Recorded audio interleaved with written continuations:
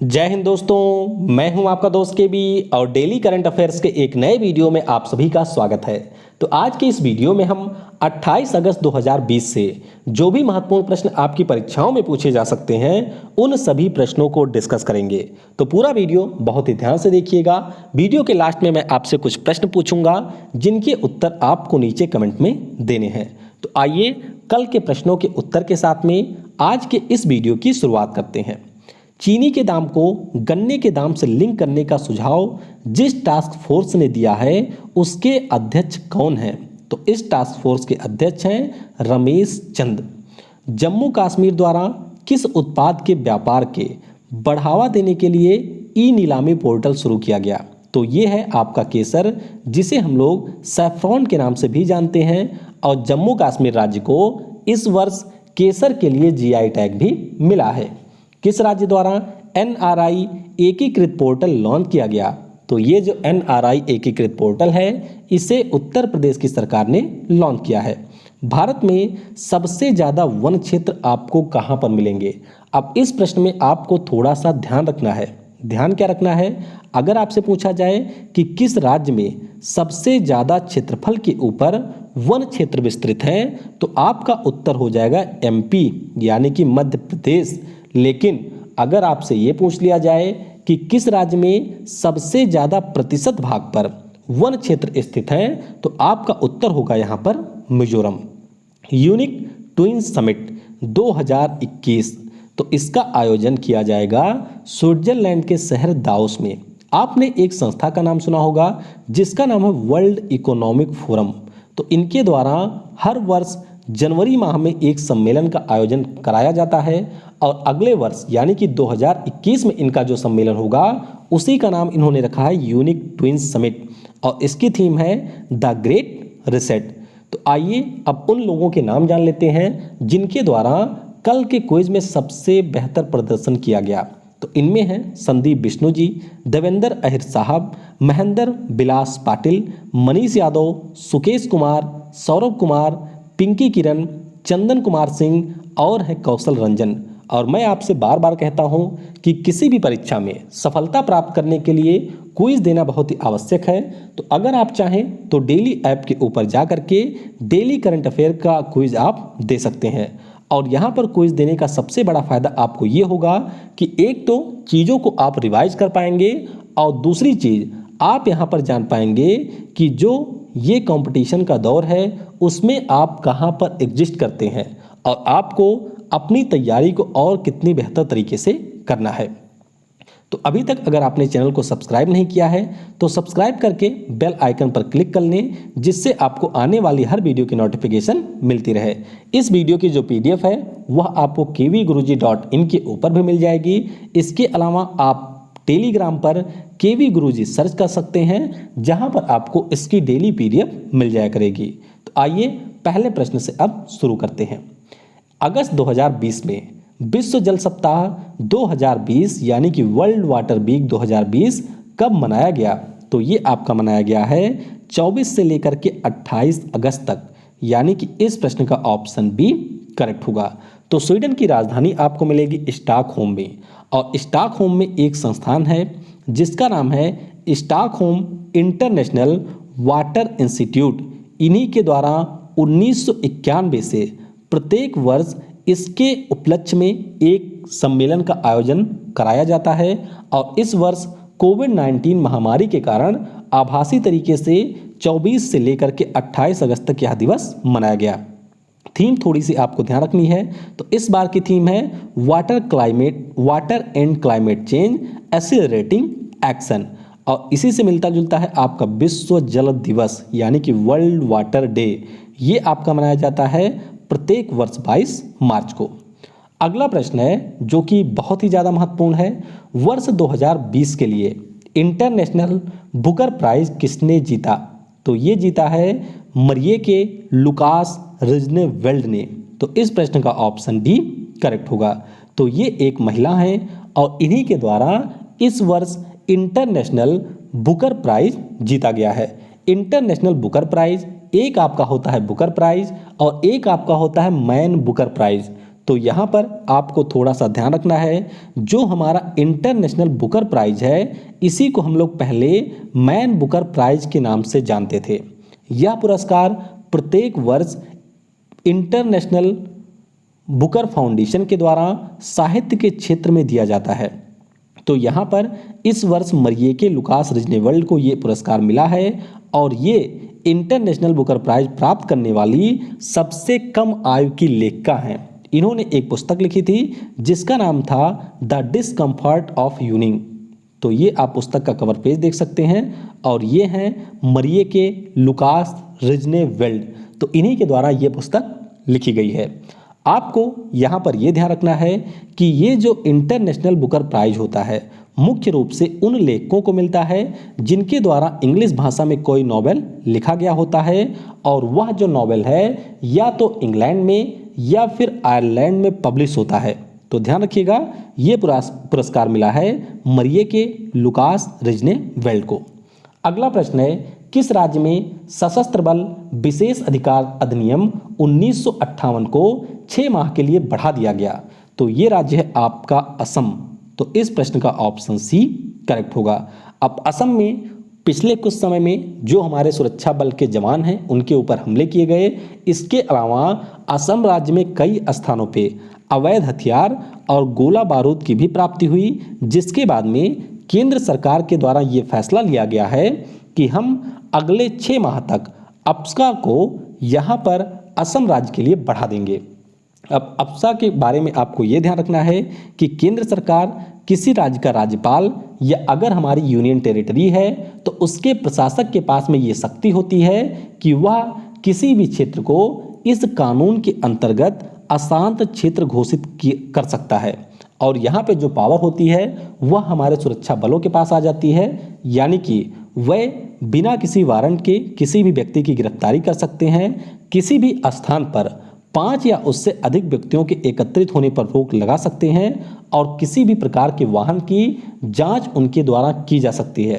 तो ध्यान रखिएगा, असम में इसे बढ़ाया गया है अगले 6 माह के लिए। अगला प्रश्न है, इनमें से किस एयरक्राफ्ट कैरियर को गुजरात राज्य में विघटित किया जाएगा? तो ये है आपका INS विराट। तो यहाँ पर ऑप्शन ए करेक्ट होगा। दरअसल अगर हम लोग INS विराट के बारे में बात करें तो इसका वैसे नाम है HMS हर्मीज। ये पहले ब्रिटिश नेवी में काम करती थी। तो 1959 से लेकर के ये ब्रिटेन की नेवी में थी। बाद में जब ये थोड़ी सी पुरानी हो गई तो 1986 में भारत के द्वारा इसे खरीद लिया गया और उसके बाद में इसे फिर से डेवलप किया गया, इसे अपग्रेड किया गया और 1987 से ये जो हमारी एयरक्राफ्ट कैरियर थी वह भारतीय नौसेना में शामिल हो गई थी। तो 2017 में इसे डीकमीशन कर दिया गया और ध्यान रखिएगा 30 साल से ज़्यादा समय तक इसने हमारी भारतीय नौसेना की सेवा की है। तो ये आप देख सकते हैं INS विराट को।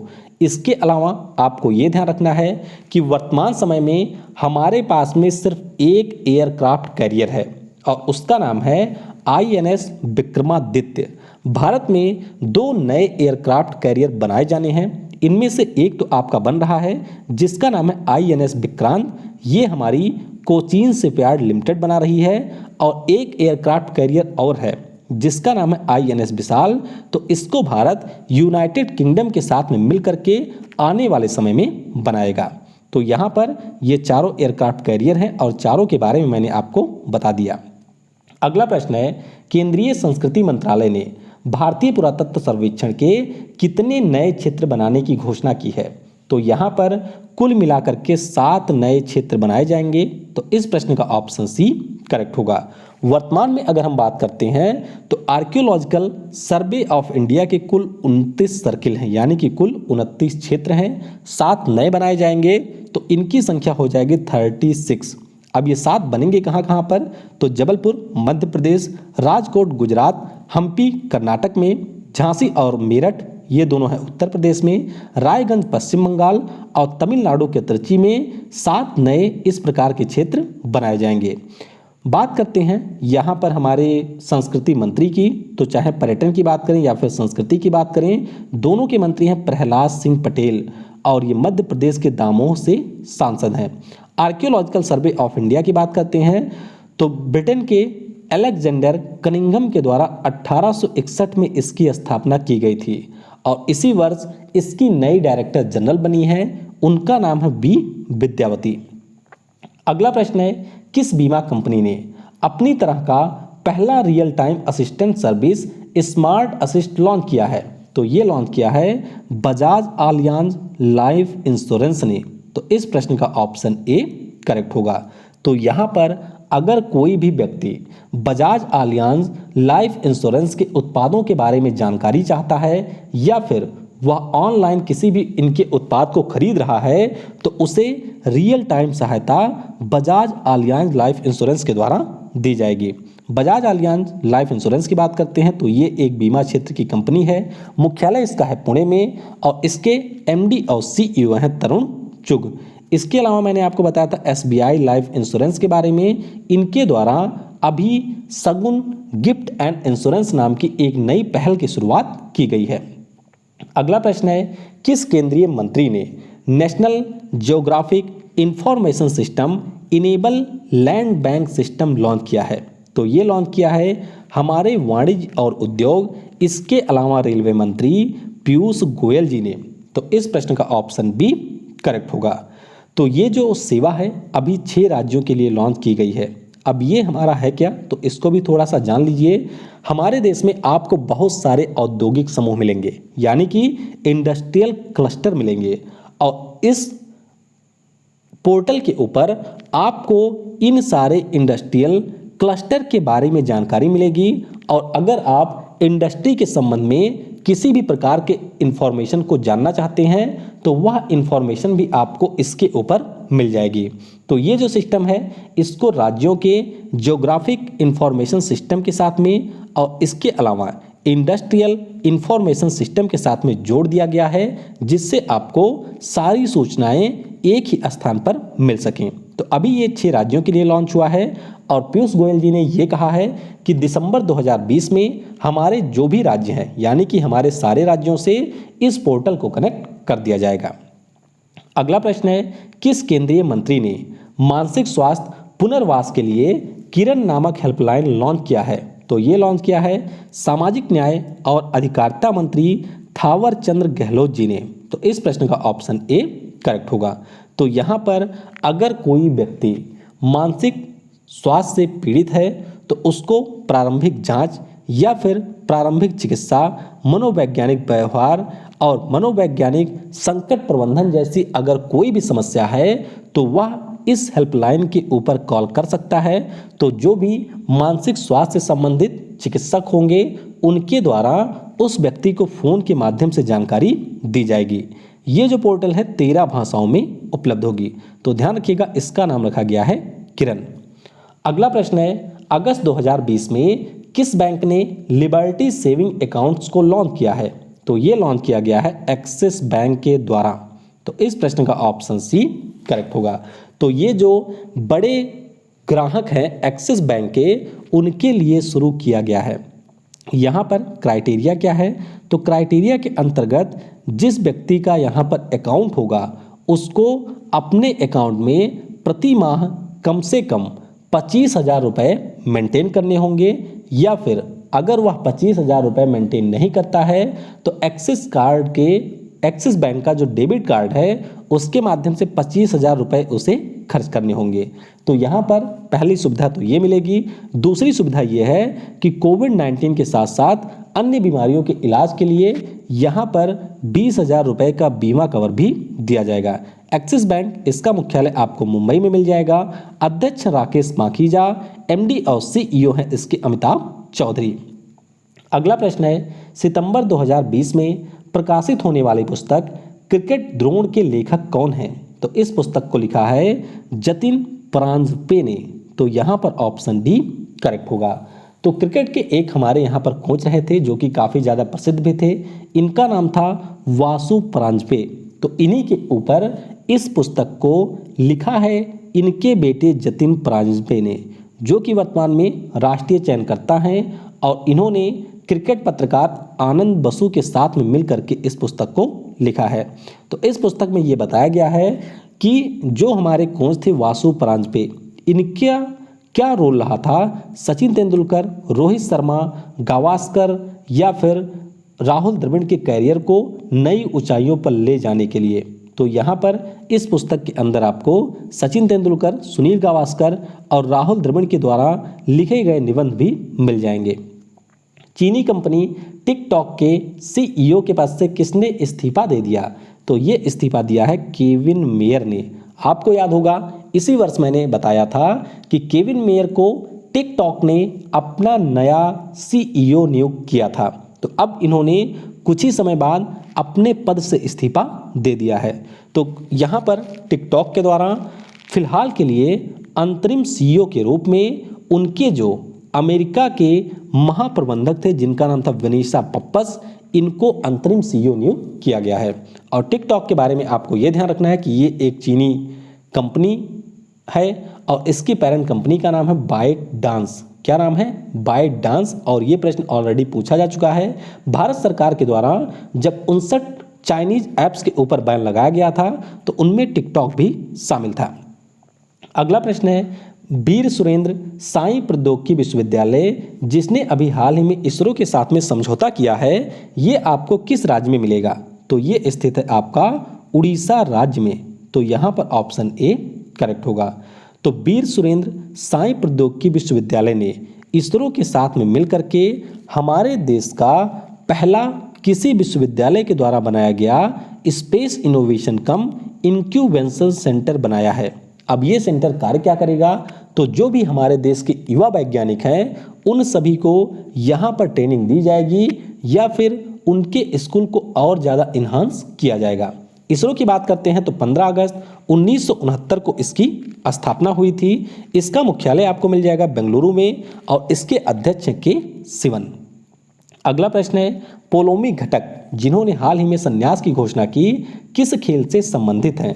तो ये टेबल टेनिस की एक खिलाड़ी थी और अब इन्होंने संन्यास की घोषणा कर दी है। तो पोलोमी घटक की बात करते हैं तो टेबल टेनिस में 7 बार हमारे यहाँ की ये राष्ट्रीय चैंपियन रह चुकी हैं और 2010 में जो हमारे यहाँ पर राष्ट्रीय खेल हुए थे उसमें इन्होंने रजत पदक जीता था। तो इनका नाम है पोलोमी घटक और ये संबंधित है टेबल टेनिस से। बस केवल आपको इतना ही ध्यान रखना है। अगला प्रश्न है किस क्रेडिट रेटिंग एजेंसी के अनुसार लॉकडाउन के दौरान मनरेगा में प्रति व्यक्ति प्रति माह औसत आय दोगुनी हुई है? तो ये कहा है आपकी क्रिसिल क्रेडिट रेटिंग एजेंसी ने। तो यहाँ पर ऑप्शन बी करेक्ट होगा। दरअसल क्रिसिल ने ये बताया कि लॉकडाउन के दौरान जब दूसरे राज्यों से प्रवासी मजदूर लौट करके अपने राज्य में आए तो उस दौरान मनरेगा के द्वारा विभिन्न राज्यों के द्वारा उनको काम दिया गया। और अगर हम बात करते हैं मनरेगा की तो इसे 2005 में इंट्रोड्यूस किया गया था। इसका नाम है महात्मा गांधी राष्ट्रीय रोजगार गारंटी अधिनियम और इसके अंतर्गत जो भी हमारे मजदूर होते हैं उनको वर्ष में 100 दिन न्यूनतम काम की गारंटी दी जाती है। और लॉकडाउन के दौरान जिन राज्यों ने सबसे ज़्यादा रोजगार दिया था, मई की रिपोर्ट के अनुसार छत्तीसगढ़ उन राज्यों में रहा था पहले स्थान पर। तो ये रहा आज का करंट अफेयर। अब आपके लिए होमवर्क। पहला प्रश्न, किस राज्य की सरकार द्वारा प्रवासियों के लिए ट्रांजिट होम्स बनाने की घोषणा की गई है? किस राज्य की सरकार ने पंचायती राज संस्थानों में 50% सीट महिलाओं के लिए आरक्षित करने की घोषणा की? इंदिरा रसोई योजना अभी हाल ही में किस राज्य की सरकार द्वारा लॉन्च की गई? भारत का पहला रियल टाइम बुलियन इंडेक्स किसके द्वारा लॉन्च किया गया? और जनजातीय हॉस्टल के लिए ISO सर्टिफिकेशन प्राप्त करने वाला भारत का पहला राज्य कौन बना है? आइए अब उन लोगों के नाम जान लेते हैं जिनके द्वारा कल के प्रश्नों के उत्तर कमेंट बॉक्स में सही सही दिए गए थे। तो शांतनु सिंह जी, खुशबू राय, शिवम वर्मा, हितेश शुक्ल, राजकुमार निषाद, विवेक कुमार सोनू, राहुल सिंह, सिमरन सिंह, सलामत अहमद, सद्दाम हुसैन, मनोज परमार, ईशानी, अशोक पुरी, शुभांकर कुमार, अमित राय, रमन राजपूत, उपासना ठाकुर और Upasana Mishra, Vineet Tiwari, Saurabh Kumar, Aniruddh, Pinky Kiran, Suryakant, Chandan Singh, Shubhdeep, Vipin, Nitesh Sahu, Deepak Kumar, Virat Patel, Chandni, Manjesh Rajput, Shivkant Kumar SK, Sweety Baghel, army girl Sweety Baghel, Annu Jha, Kumar SK और आपके हैं आनंद शर्मा, रविकांत सिन्हा, अविनाश यादव, द डॉब, कामता प्रसाद, बहुत हार्ड, परविंदर राजपूत, मनी यादव, शुभम, अनूप, विश्वजीत साधु, संध्या पटेल, शशिराज, गौतम, मारुत, अविनाश सिंह यादव, पंकज और आपके हैं विवेक। तो इन लोगों के द्वारा प्रश्नों के उत्तर दिए गए थे। यहाँ पर कोई कंपलसरी नहीं है उत्तर लिखने के लिए। अगर आपके पास समय हो तभी आप कमेंट सेक्शन में उत्तर लिखा करें। Thanks for watching. जय हिंद, जय भारत और सबसे ज़रूरी, पढ़ेगा भारत तो बढ़ेगा भारत।